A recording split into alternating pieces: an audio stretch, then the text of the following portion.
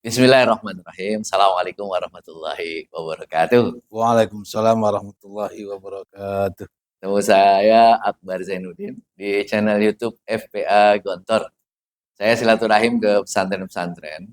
Ini kita pengen belajar sama-sama ini tentang bagaimana mengembangkan unit-unit usaha di pondok. Dan saya silaturahim ke Lebak, Banten ini, ke Kiai Al-Haj Sulaiman Effendi, pesantren Manahijus Sadat. Kita akan ngobrol bagaimana mengembangkan unit usaha pesantren dengan model kerjasama. Nah, menarik kan? Assalamualaikum Pak Kiai. Waalaikumsalam warahmatullahi wabarakatuh. Kebal hal Pak Kiai. Alhamdulillah sehat walafiat. Tayyibin insyaallah. Alhamdulillah. Pak Kiai, kita pengen ngobrol tentang mengembangkan unit usaha pondok ini. Mangga. Fadhal. Iya. Ya.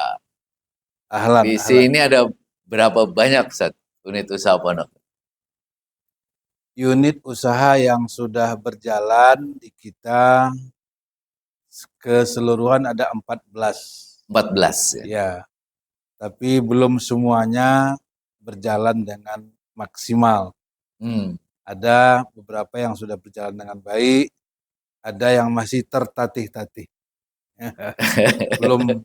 belum bisa berjalan dengan baik. Namanya juga usaha gitu ya. Ya. Ada yang bisa jalan, ada yang masih harus. Tertatih-tatih. Nah ini dia. Kadang-kadang kan kita kalau pengen membangun unit usaha pondok, kadang-kadang ini nggak ada modal. Satu ya. Terus belum tahu nih usahanya mau apa atau gimana caranya. Terus SDM-nya bagaimana. Nah, kita pengen nih ada insight dari sini nih, Seth. Ya. Bagaimana sih mengembangkan unit usaha dengan model kerjasama dengan berbagai pihak lain? Apa unit usaha-usaha yang dibangun dengan pola kerjasama di sini, Seth? Unit usaha yang sudah berjalan dengan sistem kerjasama, yang pertama resto. Resto ya? Resto ini kerjasama. Ini. Oke, ada berapa aja coba? Sejak awal resto ini kerjasama. Oh, sejak awal? Sejak awal. Karena kita tidak punya ilmu tentang resto kan. Nggak ada ilmunya. Nggak ada ilmunya. Maka kita butuh kerjasama dengan perusahaan yang sudah jalan. Oke. Nah, yang bisa mensuplai kita bahan bakunya, kemudian membimbing para tenaga kokinya, memasaknya. Oke. Kemudian juga tentang sekarang kan manajemennya udah pakai IT. Nggak lagi nyatat deh. Cuma kayak gini semua gitu. Nah, kita kan nggak punya ilmunya. Nah, kita minta bantuan kepada perusahaan yang sudah punya itu semua. Manajemen bisnisnya lah ya? Oke. Dalam hal ini kita minta bantuan Jambu Raya. Ini perusahaan yang memang bergerak dalam bidang apa sih? Mengolah ayam. Pengelolaan ayam, pengolahan ya? Pengolahan dari hulu ke hilir istilahnya. Hulu ke hilir. Dari beternak sampai kepada resto, pasarnya. Oh, sampai dari ternaknya. Iya. Terus potong berarti. Potongnya. Kemudian sampai restorannya. Sampai restorannya. Ya. Dia jual ayamnya sampai restorannya. Sampai restonya.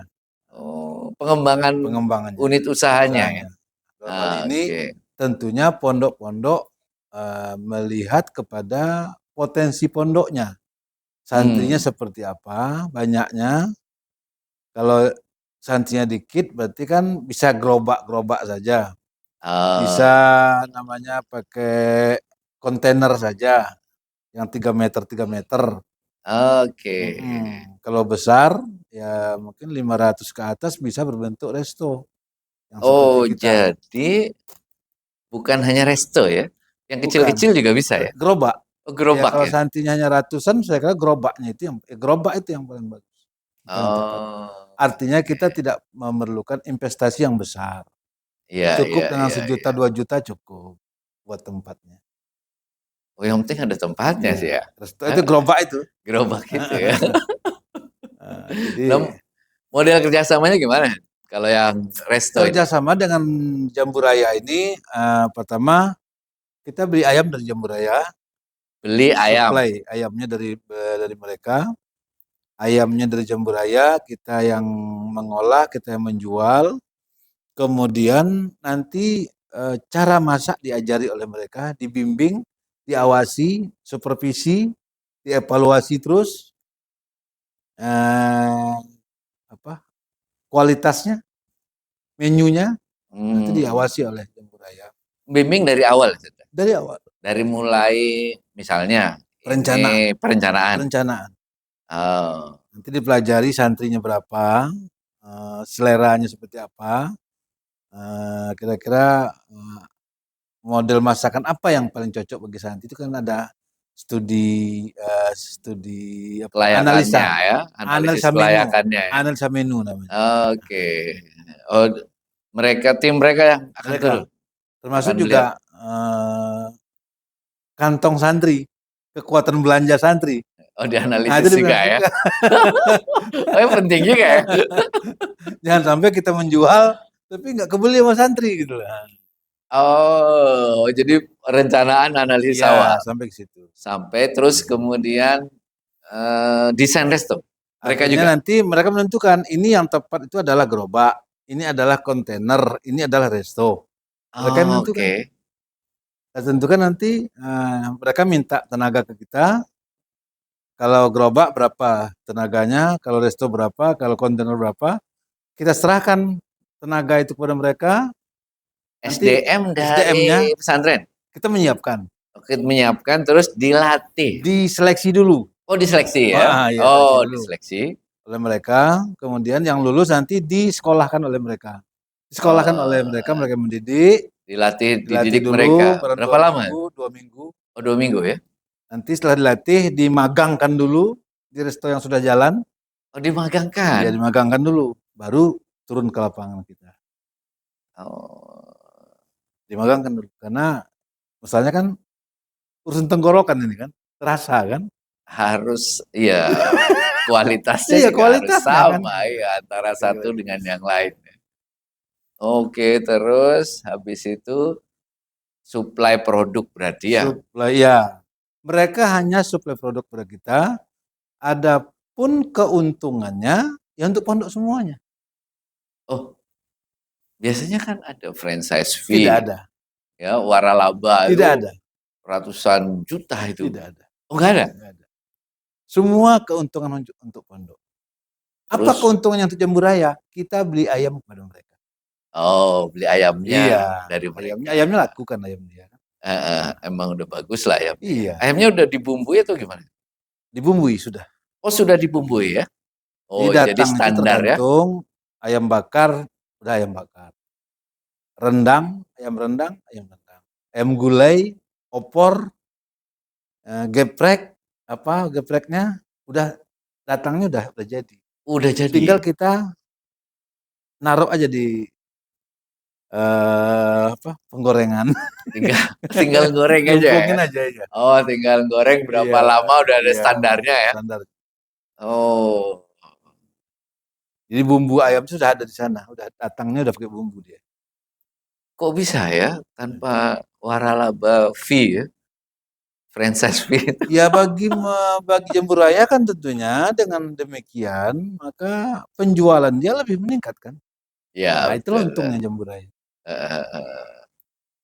Ya, Dan saya harapkan pondok-pondok kawan-kawan kita ini punya resto seperti ini. Dan bisa. Karena tidak mesti kita itu belajar sendiri, nggak mesti, dibimbing semua. itu sebenarnya kan uang mungkin ada ya.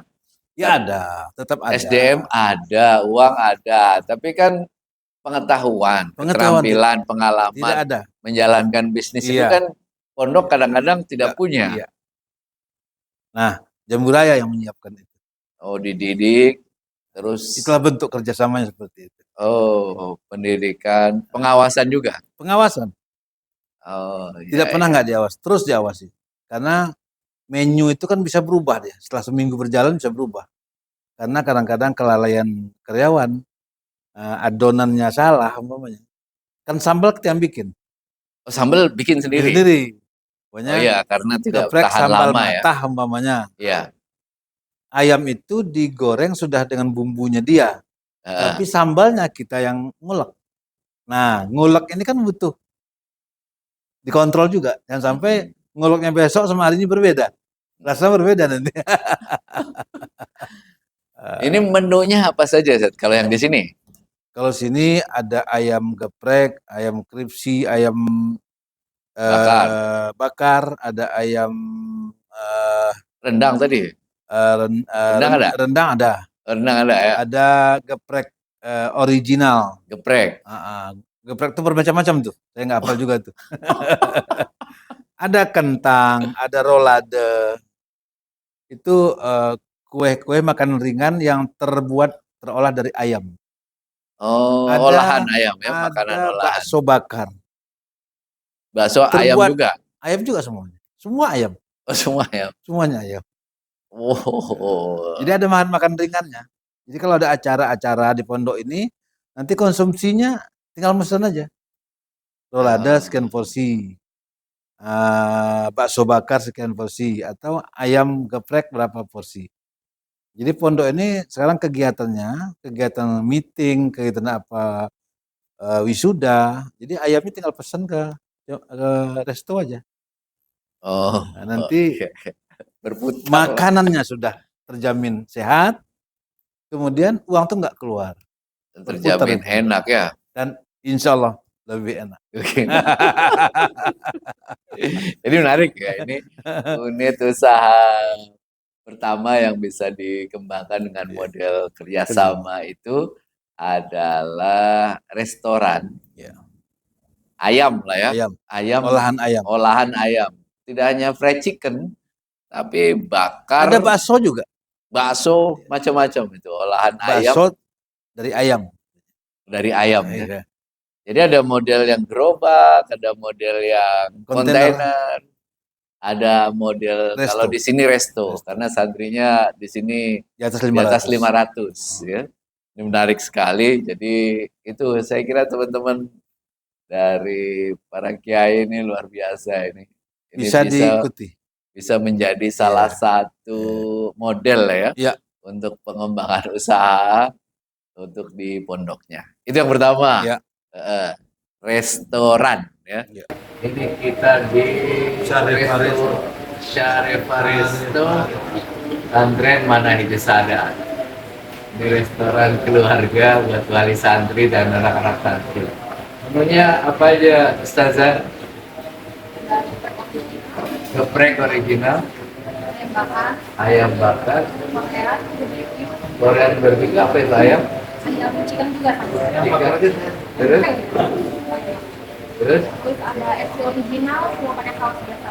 Saus biasa terus ada geprek mata. Geprek mata.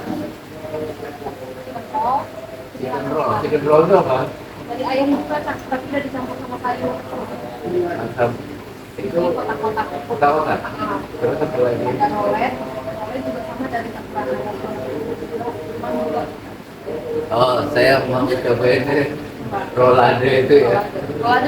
Rolade sama chicken roll ya. Chicken roll. Ya, nggak usah pakai nasi saya. Pakai nasi. Ya. Ini mau apa?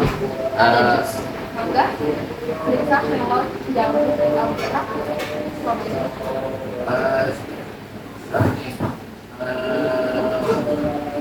jus tomat wortel ada.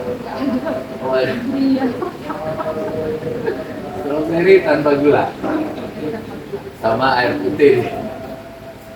Nah, ini dia kita di Resto Syarifah, Ustaz ya. Resto Syarifah. Syarifah apa nih artinya? Syarifah Resto. Syarifah Resto. Syarifah. Syarifah itu menjamin dari kata sadat. Apa artinya? Mulia. Syarifah. Oh. Menunya macam-macam, luar biasa ini ya. Ini chicken roll, terus rolade, ayam bakar, dan ini dia, ini milenial nih, Korean barbecue. Korean apa nih tadi? Wah, Korean crispy. Wah, pokoknya ini anak-anak santri sekarang ini. Luar biasa, nih interiornya bagus sekali, nyaman sekali. Ternyata di restoran yang di pesantren, keren juga. Yummy ini. Tadi rajidan.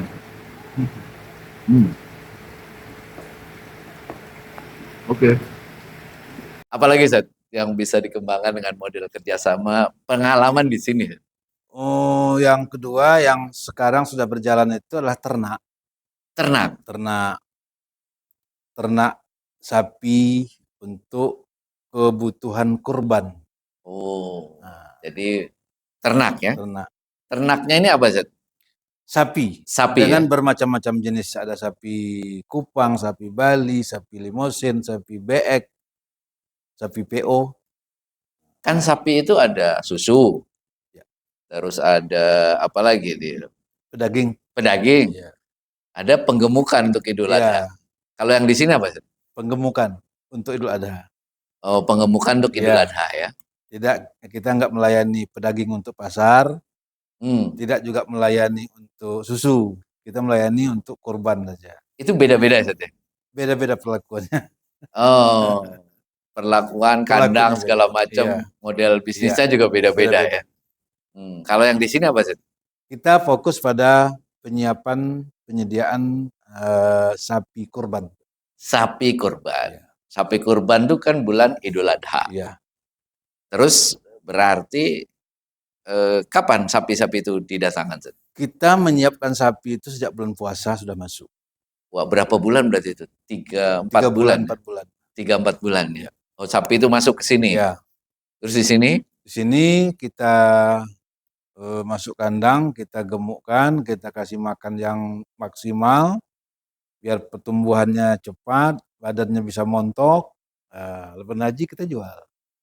Oh, jadi digemukkan terus kemudian biar badannya nambah. Oh, jadi dapat selisih lah itu. Ya.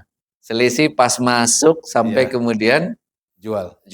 Berapa kilo dalam 1 bulan itu? Jadi kan 4 bulan ya? Ya enggak sampai 4 bulan. 3 bulan lah ya? 3 bulan. 3 bulan itu berapa kilo pertambahannya? Tergantung jenis sapi. Kalau sapi Bali itu pertumbuhannya sedikit. Karena sapi Bali itu segede-gedenya sapi Bali ya paling 400 kilo. Paling besar 500 itu udah gede banget itu. Nah, dari 250 sampai 450 itu sapi Bali. Nah, datangnya biasanya kan dalam keadaan ya tipis-tipis tuh. Iya. Nah, sapi kurus-kurus. Itu kita genjot makanan, full makanan pagi sore, tambah lagi nanti ampas tahu untuk memicu pertambahan daging. Iya. Itu perkiraan sih 1 hari bisa 3 kilo 4 kilo. Sekali 1 hari? 1 hari. 3 on. 3 sampai 4 on. Iya 1 hari. Oh berarti kalau sebulan? Ya tinggal kalikan 30 hari berapa? 30 hari ya. Berarti sekitar kalau 3 sampai 4 on. Iya. 1 kilo itu berarti 3 hari. 3 hari ya? Iya. Oh 1 kilo 3 hari ya. Iya. Terus ya. Kalau sapinya Limosin itu lebih cepat. Oh dia tumbuh juga terus? Iya. Itu bisa 8 on 1 hari. 8 on 1 hari? Masya. Yang penting makannya full. Jangan berhenti makan. Nah model kerjasama untuk sapi ini apa Zat kalau di sini? Kerjasama begini, kalau dulu sapi kita ini kan kerjasamanya berbentuk modal. Modal itu gimana Zat? Dulu di awal-awal kita kan belum dipercaya orang. Ya. Artinya pondok harus menyiapkan duit ya minimal 2 miliar setahun. Uang cash. Uang cash. Untuk modal untuk beli sapi. Beli sapi. Ya. Oh, jadi yang 2 miliar ini yang dikerjasamakan dengan Enggak. Enggak. Kalau dulu kita Sendiri. uang yang kita pinjam kita ngajukan uang kur ataupun kepada perorangan yang percaya. Oh iya, maksudnya dulu kerjasama modalnya ya, uang dalam bentuk uang. Ya. Oh, dalam bentuk uang. Sapi kita beli. Kerjasamakan, terus kemudian dibelikan sapi. Iya. Tapi setelah 4 tahun belakangan ini, iya, saya sudah merubah sistemnya. Jadi kita nggak usah nyari modal dulu. Karena udah banyak kepercayaan, kita udah 20 tahun pengalaman. Jadi sekarang banyak tengkulak itu, dia khawatir bagaimana memasarkan. Oh, dia beli besar. Dia beli banyak. Beli banyak. Nah, dia bingung masarkan di mana. Masarkannya di mana? Taruh aja sini. Saya yang jual. Jadi dia kayak distributor besar gitu, grosir. Dia butuh pemasaran. Dia marketing nggak punya. Iya. Dia kurang marketing. Jadi ada satu tengkulak itu kayak tadi ada dari orang Aceh, pensiunan polisi, dia setahun mendatangkan sapi 1.500. Dari mana itu? Dari Bali. Udah dalam partai besar 1.500 datangkan. Nah, dia butuh penyalur ya? Penyalur. Kita penyalur aja. Kayak reseller. Iya, jadi kita tidak usah menyiapkan modal. Kita beli sapi dia, umpamanya 1 ekor harga 16 juta. Ya. Masuk kandang. Ya. 2 bulan kita pelihara. Ya. Kita genjot makanan. Ya. Lebaran kita jual. Kita bayar 16 juta. Setelah dijual. Selisihnya jadi keuntungan. Ke pondok semuanya. Inilah yang berlaku selama 4 tahun terakhir. Jadi pondok nggak perlu lagi memikirkan. Tidak perlu memikirkan modal. Yang dipikirkan pakan. Pakan, perawatan. Keamanan. Oh, keamanan. Keamanan. Karena sekarang sudah mulai ada juga tuh yang berani mendekat-dekati kandang itu. Maka bulisnya harus kencang juga itu. Oh iya. Sekarang zamannya udah mulai. Belum pernah nih. 20 tahun punya sapi baru hari ini udah ada yang berani masuk kandang. Mendekat-dekat masuk kandang. Ya. Kalau pakan dari mana? Kalau pakan kita dengan tanah pondok sekarang ini sekitar 16 hektar, tanah yang kosong kita tanami rumput gajah. Ini penuh rumput gajah pondok. Jadi harus nanam dulu ya kalau misalnya pengen agak ringan efisien, biaya, ringan ya. Ringan kos, rumput punya sendiri. Nanti kita siapkan tenaga yang ngarit saja. Oh. Rumputnya gajah? Rumput gajah yang bagus, itu yang paling bagus. Rumput apa juga mau, tapi yang paling bagus ya rumput gajah. Dia mengandung air kan. Ya batangnya itu montok-montok itu yang berisi air. Nah, itu bagus. Paling bagus buat sapi itu ya. Oh, jadi menyiapkan rumput ini menjadi penting ya. Itu wajib, tidak boleh kurang. Kurang kempes tuh sapi. Sapi itu makan terus-menerus tuh gimana sih? Makan terus. Nggak ada, kalau kita 3 kali. Iya. Kalau dia dikasih makan, pokoknya makan. Makan aja, malam pun dia makan. Dan tidak ada berhentinya maksudnya? Maksud saya gini. Iya, dia malam pun kalau... Pokoknya kita kasih sepanjang waktu gitu? Nggak, ada waktunya. Oh, ada waktunya. Kita ngasih makan pagi dan sore. Oh, pagi dan sore. Tapi dia terus makan? Makan. Naikkan rumput itu ke tempatnya itu pagi hari dan sore hari. Nanti pagi kandang dibersihkan, dipel, taiknya dibuang, sapinya dimandikan, kasih makan. Nanti sore juga sama. Nah ini kan deket pondok, biar nggak bau gimana? Bau itu tergantung pakan. Oh, pakannya? Iya. Kalau pakan sapi menggunakan pur yang dijual di toko-toko itu cenderung kotorannya sangat bau. Seperti kandang-kandang yang punya orang di luar umum itu 1 kilo itu setengah kilo udah kecium bau. Iya. Tapi kalau makannya rumput murni, tambah lagi dengan ampas tahu, dedak, nah itu ya baunya berkurang. Buktinya kita hanya 20 meter dari asrama, alhamdulillah sampai hari ini belum ada yang mengeluh bau kandang sapi. Ya deket banget ini kan, Dekat nih. kandang sapi Di lingkungan pondok. Oh, itu pakannya ya? Tergantung pakan. Ya. Ini yang saya lihat di beberapa tempat begitu. Bau, saya lihat pakannya pakai pur. Yang tidak pakai pur, insya Allah baunya nggak begitu menyengat. Ada baunya. Kalau titik kritis untuk bisnis penggemukan sapi ini di mana ya? Titik kritisnya ada di kesehatan. Kesehatan ya? Ya, jadi sapi itu ada penyakitnya gembung, masuk angin. Oh, masuk angin? Ya, kemudian cacing. Oh. Ciri-cirinya adalah dia nggak mau makan. Makannya males. Nanti 2 hari dia kena, badannya menyusut. Nah, maka harus cepat ambil tindakan.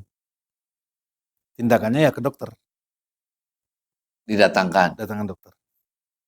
Kalau kita kan ada dokter dinas peternakan itu kan dia punya kewajiban. Dia berkala itu? Iya. Oh, datang itu ya? Datang. Ngecek itu ya? Tinggal kita telepon aja, sapi ada yang gembung, dia datang. Suntik. Oh, dikasih obat? Iya. Ada obatnya. Oh, ada obatnya. Ada obatnya. Itu harus cepat. Jangan sampai dia berhari-hari nggak makan, dibiarkan, nanti dia bisa mati. Oh, jadi ya dia kayak anatomi manusia juga ya? Makhluk hidup dia. Jadi harus dilihat. Dia makhluk hidup. Iya. Nah, kita harus peka.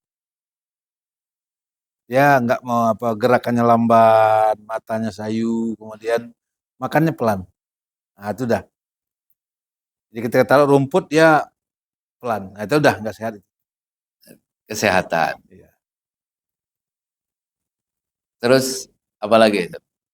Itu yang berbahaya. Yang paling ya. Itu.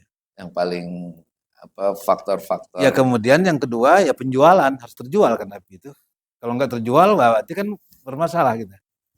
Oh iya ya. Maka kita butuh relasi. Ya kalau kita kan yang beli kan teman-teman pesantren di Provinsi Banten. Yeah. Yang terbanyak itu pesantren yang beli. Yang kedua wali-wali santri, alumni-alumni, dan rekan-rekan yang kenal baik, relasi pondok, itu yang pelanggan kita. Hampir 90% itu pelanggan tetap. Jadi sebelum Ramadan udah, ini pelanggannya udah fix ya. Ya. Saya kira itu yang paling penting. Dagang sapi itu yang penting ada pembeli kan. Iya. Itu kunci. Sapi sehat, ada pembeli, selesai.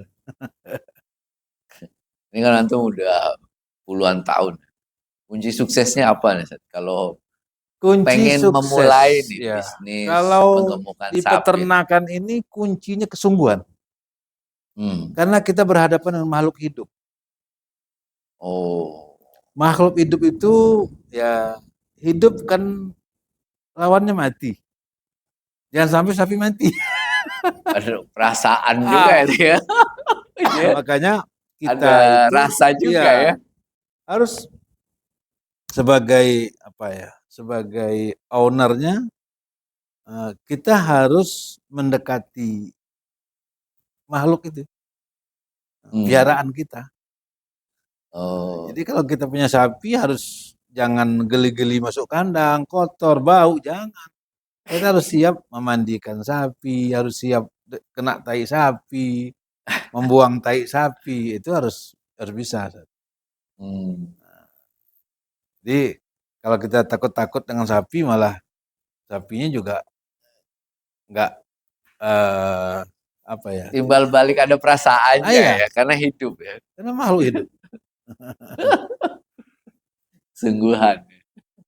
Mau belajar lah ya. Ya, Antum belajarnya dulu gimana, Seth? saya belajar dulu awal sapi ini kan dari mantan Bupati Lebak. Saya tidak berani ternak sapi, tapi bupati kita ini sangat perhatian sekali. Dia mensupport saya. Kemudian saya diminta bikin kandang, saya bikin kandang. Beliau kirim sapi 9 ekor. Itulah awal saya punya sapi. Nah, jadi saya Dipaksa, belajar dari situ. Beliau juga bilang mudah, gini. Nah, saya kira nggak ada susahnya. Ya, saya kerjakan alhamdulillah berkembang biak. Kalau rumput nggak nanam sendiri, Kalau lumayan rumput mahal ya. untuk saat ini kita kan rumput sendiri hampir tercukupi lah. Dulu ketika lahan kita belum sampai seluas ini, kita di saat sapi itu memenuhi kandang kita nih 100 ekor sapi, ini rumput kita nggak cukup. Kita akhirnya beli rumput gajah di luar. Oh, 200.000 per kilo. per kilo? Iya, kita ngarit sendiri. Oh, Kita bayar orang ngarit, nanti setelah diarit, masukkan ke mobil, ditimbang. Ya, itu satu kali ngarit itu dengan ukuran berat 1,5 ton. 1,5 ton. Ya, itu satu kol itu, satu Mitsubishi. Itu satu hari 1,5 ton. Iya. Untuk 100 ekor sapi. Oh, Tambah lagi nanti pakan yang di dalam, itu dedak sama ampas tahu. Mulainya berapa sapi dulu berarti?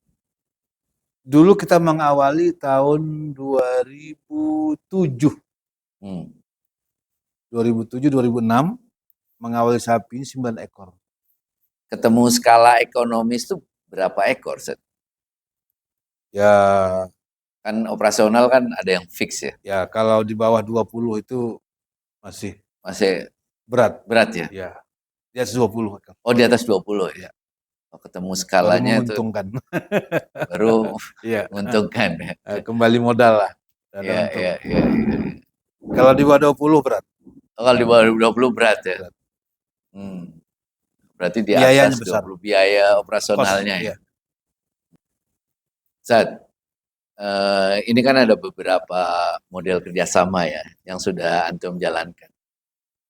Kira-kira biar ini jalan bagus ya, yang perlu disiapkan pondok itu apa, Set? Untuk apa nih? Untuk bidang usaha apa ini? Bidang usaha ini ya, sapi tadi terus kemudian resto gitu ya, dan mungkin usaha-usaha yang lainnya juga secara umum ya. SDM nomor 1. SDM itu gimana? Resto umumnya. Resto kan ini kan ustadz, ustazah, kan ngajar juga. Itu terus gimana, Mas? Harus ada ustadz yang mencintai pekerjaan itu. Nah, dia mengajar. Artinya dia harus punya hobi kepada olahan resto, ngolah resto, memanage resto. Emang hobi masak lah ya? Ya bukan hobi masak, tapi hobi memanage ya. Oh, manajemennya ya? Punya sen lah terhadap makanan. Ini harus ada. Sama juga, santrimat juga sama. Harus ada ustadz yang betul-betul dia punya bakat di situ. Ternak juga. Mesti ada ustadz yang punya sen terhadap peternakan. Jadi pilih ustadz, ustazah. Tidak mungkin semuanya dari pimpinan pondok. Ya, nggak mungkin itu. Kita ada ustadz yang punya feelingnya ada di roti. Kita berilah dia jadi musribnya bakery. Ya. Ada ustadz yang hobinya kuliner. Nah, dia jadi manajer resto. Ada ustadz yang hobinya dagang apa retail gitu ya. Kita angkat jadi musrif koperasi. Nah, itu SDM. Kan Ustadz itu nggak semua dia itu kader ya, yang selalu ada di sini. Itu gimana mengatasinya? Semua ustadz memang tidak kader, tapi kan bisa kita kader gitu. Kader itu ada yang dari keluarga kita, dari anak kita, ponakan kita. Ada juga dari ustadz yang bukan keluarga kita, tapi dia punya tanggung jawab tinggi. Nah, itu bisa kita angkat. Nah, di pondok ini tidak semuanya keluarga. Ya. Ada banyak sekali usaha itu dipegang oleh alumni. Ustadz yang sudah lama di sini, yang saya lihat dia punya bakat di situ, punya perhatian besar di situ, ya kita tunjuk tanggung jawab ya. Seperti sini ada bank mikro itu tidak ada hubungan dengan kekeluargaan, tidak ada, hanya guru senior. Ada juga seperti bookshop. Bookshop itu manajernya bukan juga dari keluarga. Nah, tapi saya lihat dia punya perhatian ke situ. Gairah ya. Kita beri dia delegasikan tugas itu, saya lihat perkembangannya luar biasa. Sekarang kan gimana kalau tentang keuangan? Sekarang sudah ada sistemnya, kita ambil sistemnya. Jika dengan sistem itu, insya Allah terkontrol ya. Terkontrol. Laporan itu insya Allah meyakinkan. Oke. Manage kita sebagai pimpinan itu dengan sistem itu ya. Memilih orang yang tepat di pekerjaan yang tepat. Pernah salah memilih. Wadah, Allah. Tuh. Iya. Terus menerus ya. Iya. Pembelajaran terus menerus ya, milih orang itu. Jadi SDM yang paling penting. SDM. Saya lihat beberapa kawan-kawan ini gagal. Penyebab utamanya adalah di SDM. Jadi itu utama ya? Utama. Soalnya marketnya udah jelas sebenarnya. Mana marketnya udah jelas. Santri udah ada. Wali murid udah ada. Tamu udah ada setiap hari. Ini tinggal manage aja. Baik, Sat. Syukran jazilan ya. Masya Allah. Jadi teman-teman FPA Gontor dan teman-teman di pesantren nih dapat insight luar biasa kita. Kalau kita pengen kembangkan usaha, salah satunya adalah modelnya dengan kerjasama. Yeah. Ada kerjasama permodalan, ada kerjasama suplai barang, ada kerjasama pengembangan sistem. Wah, itu yang penting kita bisa memulai. Yang penting menjada wajah. Syukran. Assalamualaikum warahmatullahi wabarakatuh.